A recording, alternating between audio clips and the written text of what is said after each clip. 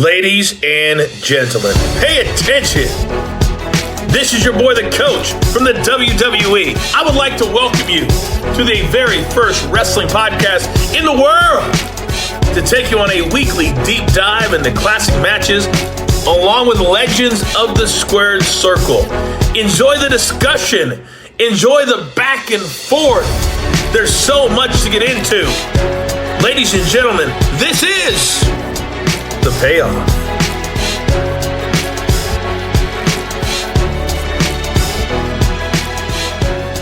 It's a new day. Yes, it is. Welcome to an all-new episode of The Payoff. I'm Tom. That's Jeff. Jeff, got a big match ahead of us here. Seth Rollins, Big E, NXT. But first, how the hell are you doing?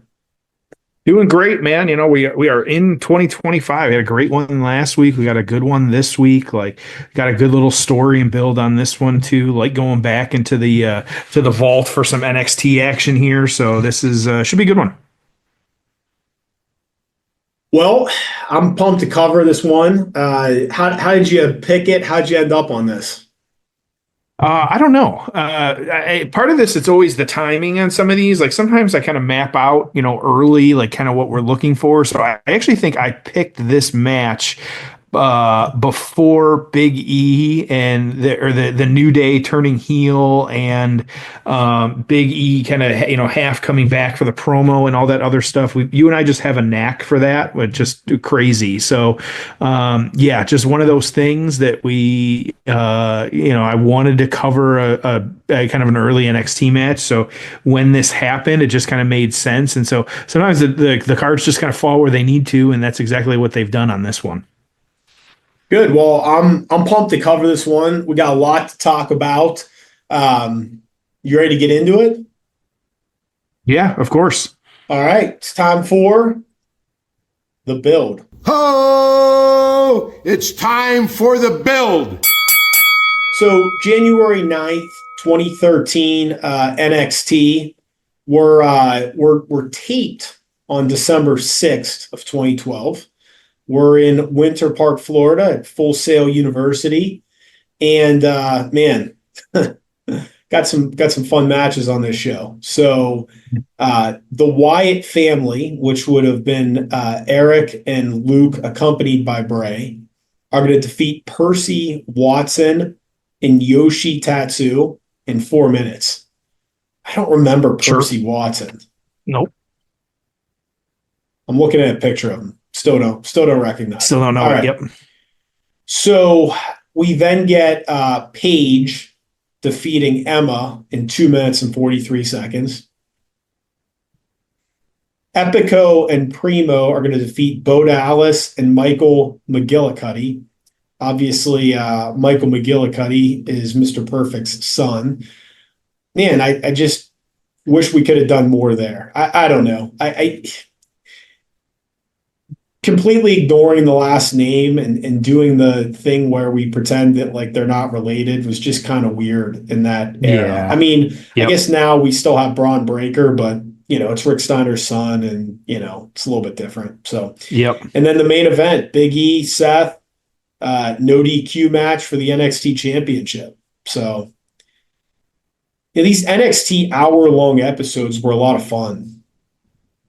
They were easy to watch. Tight, yep. Yeah, real tight. So that's it, man. How do we get to this match? Yeah, absolutely. So kind of taking a look at this one when taking place. So this is January 9th, 2013. And so when you had WWE branding FCW into NXT, you had which it was Big E Langston at the time, but Big E making his debut was August 1st, 2012, defeating Adam Mercer. This is actually the start of a winning streak for him, who from September, it was actually pretty cool that instead of counting to 3, he wanted the referee to count to 5 before awarding him the pinfall. Great way to great gimmick, kind of great way to do that after hitting his finisher. And so he actually was not, he was offered, fan of the show, fan of ours, Vicky Guerrero, her managerial services, but turned them down. And when turned for that, Guerrero put a bounty on him that if anyone could put him on the shelf, that she would pay out. And so nobody could do it. And so nobody could beat him. And so it was actually eventually NXT commissioner Dusty Rhodes kind of declared that void. And so, but then he started getting just really into a feud with the Shield. Now, Seth, on the flip side, like I said, it took place at the second episode of NXT. It was June 27th. He defeated Jiro. He then entered into what was called the Gold Rush Tournament. It was to crown the inaugural NXT champion. Defeated Jinder Mahal on August 29th. On that episode, to win that. And then, defended the title, beat Curtis Axel, like we said. So it was really defending the title at that point. You had him actually, so he was in a weird place with, this NXT show taking place. He had already made his main roster debut at Survivor Series that November 18th. Both him and Dean Ambrose and Roman Reigns. And so they attacked Ryback. It was during the triple threat match for the WWE Championship. It ended up, Punk could pin John Cena and retain the title. I think this will be important to kind of remember down the road at some point here with John Cena returning. I think it could be interesting to kind of, that's a good Seth storyline that you could work him into that somehow and do a triple threat between them. Like, who knows? So, but they declared themselves the Shield, working, railing against injustice. And so they would always attack like Punk's adversaries. And so it is interesting how we know now, like Seth and Punk, if we're to believe the backstage, they don't get along. And so who knows what's going to happen there. But you ended up having, it was the Shield beating Team Hell No. It was tables, ladders, and chairs in December. It was Daniel Bryan, Kane, and Ryback. It was actually their debut match, winning that one. So Seth had main roster debuted, but he's back doing this show on NXT as well, too, for the title. Yep. And Seth has the NXT belt still, too. That's obviously going to be important for this match. Yep. And don't get me wrong, like wrestling was fine in this era, but man, it is so much better now.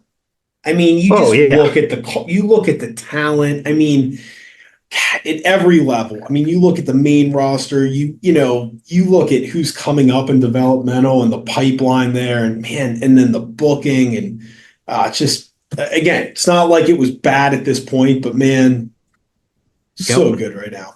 All right, let's cover this one. We got a YouTube link that's the full match on the WWE YouTube channel. We'll hit play on the beginning. Jeff, are you ready? Got it pulled up. Let's do this. All right. It's time for the payoff. Oh, it's time for the payoff. And ladies and gentlemen, we are back. Jim Ross alongside William Regal for a main event that we have been anxiously awaiting for 7 days. Oh, I missed the two-tone hair. American Dream Dusty Rhodes made this match a no disqualification match. Seth Rollins defending his NXT championship.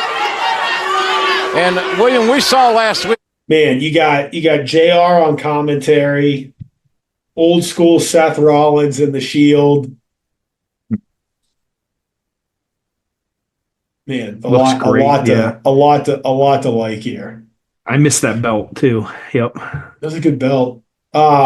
Speaking of YouTube, so I'm a little late to the party here, but I am totally hooked on this WWE Vault stuff. Have you spent any time on this? Yeah. I think I sent you a link to it too, or something. I forget what it was. Yeah, just great. Yeah. It is rare, ladies and gentlemen, in my career that I have seen an individual that possesses the raw intensity, the complete lack of. All right. So WWE Vault, yeah, I'm like totally in. I'm watching every single thing that's on there. I watch it while I'm working out. I love it.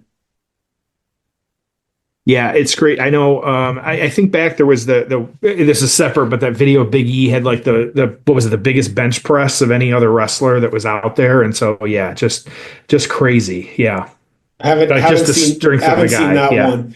Yeah, I'm watching like these story ofs. And like basically they're not produced at all. They're just a series of clips. Like I watched one this morning It was Steve Austin in ECW.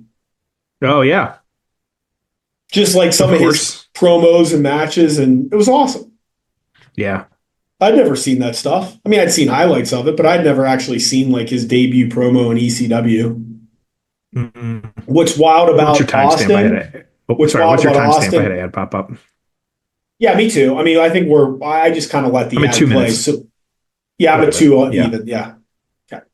Um, yes. I mean, Austin, like, Austin. Yeah. Go ahead. Yeah. dude, his stuff in ECW, like it was like hardcore Steve Austin. It's funny. It's like obviously like Vince and Bruce and these guys are watching Austin in ECW, and then they give him the stupid ringmaster gimmick. It's Right. just crazy. Like all the stuff he did in ECW was Stone Cold Steve Austin. I mean, he's even Yeah. saying the bottom line. Like you had that character there, and then you gave him the ringmaster, and then he became Steve Austin. But it was interesting to watch that. It's Yeah. not like they built that; they just got him to be himself.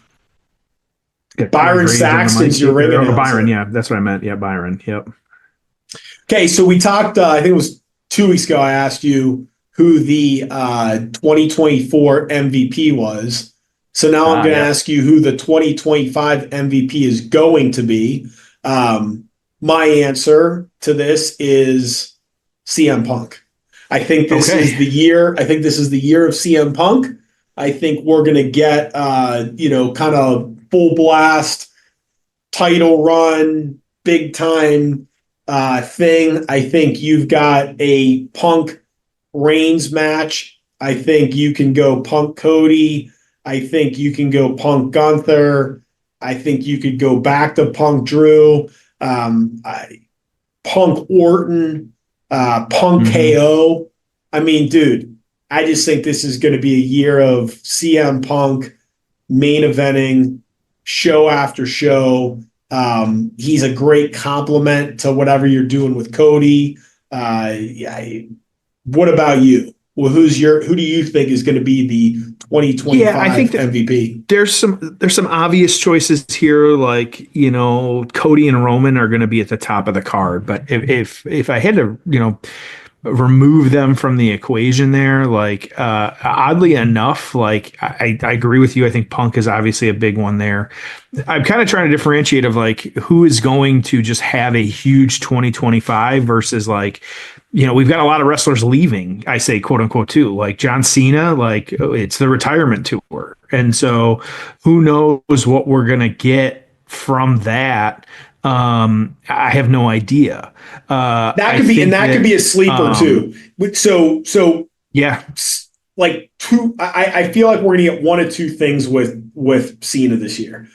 We're either going to get paint by numbers, five moves of doom, goofball, or we're going to get something special. And I don't hmm know what the answer is. I mean, I think there is money in going after that final title reign.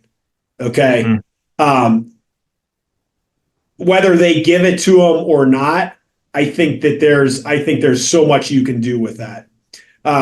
They're not going to do it, but teasing a heel turn, there's so much you could do with Cena because you have him for, it sounds like, at least every pay-per-view and some TV shows. I mean, he's basically doing a full-time run. So, man, I feel like there's hmm just so much you can do. But I think Yeah, he's a sleeper. I think he's a yeah, sleeper. absolutely. I think so. So Like the obviously Shield, Roman. the Shield is attacking Big E. Yeah. Oh, kind of missed that. All right. Yeah. So I think it could be the year of Cena. Like, hard to not say that. I think we're due for some big returns too. Like Jade Cargill is going to come back. That's going to be huge. It's time for Becky to come back. Like I got a feeling it's going to be the Rumble. And so, that we're going to see her there. I think it'll be interesting too. Like some big things. Like I think Cena will win the big one and get the 17th. I think that'll definitely happen. So I'm not too worried about that. Um, I think some other like kind of little storylines we could see. I think Sheamus needs one more to to get the Triple Crown there. He needs the international belt or intercontinental belt. So I think he'll do that. I think we'll see CM Punk main event as well too. On the downside, I pulled up a list here of this is let's see how you feel about this, but 10 things nobody wants to see from WWE in 2025. And so we'll start with they're kind of over Rhea Ripley and Liv Morgan. I get it. That story has gone on for a while now. So I think it's time to kind of pivot from there, whatever's happening there. We've talked about this. I think we both like it, but they're discussing the 5-match premium live events. Fans aren't happy with the super short cards. What are you thinking? So I think a couple things. First of all, I'm at home. I got a lot of stuff going on, so I don't have like an unlimited amount of time to watch wrestling. So for me personally, 5 matches, 3 hours, I'm good. That being said, we may be teetering where you're getting a little too cute with these. And what I mean by it is if I pay a couple $100 for tickets and I show up and, I may be getting Cody Rhodes, but I'm not getting Roman Reigns. I might be getting Randy Orton, but I'm not getting Gunther. Drew's nowhere to be found. AJ's nowhere to be found. Roman's nowhere to be found. Like, I can understand why people paying money for these shows would be a little frustrated at the lack of, because, it's like you're getting 3 men's matches and 2 women's matches or something. So you're getting like or 6 or 8 men total. Yeah. So I get it. But again, as a viewer at home, and the other thing too is like, you're probably going to get 2 nights of WrestleMania, 2 nights of SummerSlam. Well, you definitely are. And then you might, I could see getting 2 nights of Rumble, 2 nights of Chamber sooner than later as well, 2 nights of War Games. I don't know. So like, I don't mind it, but I think it's a fair gripe of, hey, we're getting like half a show on some of these. Is that fair? Yeah, I'm kind of nodding as I'm watching this play. I'm shocked by how young Dean Ambrose and Roman Reigns looked. I think it's 6 in one, half in the other. Would you rather have an AEW card that has 15 matches and they run short? You're looking at every match you figure has to be sub 10 minutes at that point, except maybe like a main event or 2. But at that point, I've talked about it's hard. Like I'm on the East Coast, Eastern time zone, like you start pushing that midnight hour and like I'm falling asleep. Like even if it's on a Saturday, I'm falling asleep. Like, and they don't want their fans to be falling asleep during that shit. Like that's just the reality of it. And so you can't have that. And so, but on the flip side, are there superstars I want to see at some of these premium live events? Sure. But I think back to like the WrestleMania stuff and how it's been said over the years, like if you didn't do your job to get on the card and be either a main eventer or even be on the card, that's on you. And so I get the storyline affects that, but also like that's just like it's you got to do your part too. And so I think keeping it tight and concise, it's easier for following the storyline, but it also proves how deep their roster is. Like, I think they are AEW's in a phase right now where they're like, everybody's got to be on the card or else everybody's not happy. But on the flip side, like WWE, their roster's so deep, it's okay. You're not on this one, but you're going to be on the next one, and we're going to tell a story between now and then. So I just think it's a lot different. Yeah. Well, the other thing too is like, you got to be careful not to overexpose these guys. Yep. And I mean any superstar, right? Like, and arguably, like you're getting close with Cody, you got to be careful with him. But like, you can't overexpose these. So it's like, I don't need to see Randy Orton 12 pay-per-views a year. So I think the pros outweigh the cons. The only thing I'd be annoyed with is if I went to a show and I got like 2 hours and 45 minutes and 3 of my 5 favorite superstars were gone. The impact from Big E. All right, so Big E. Let's do it. The leg is hooked. Boom, big ending. He hits it.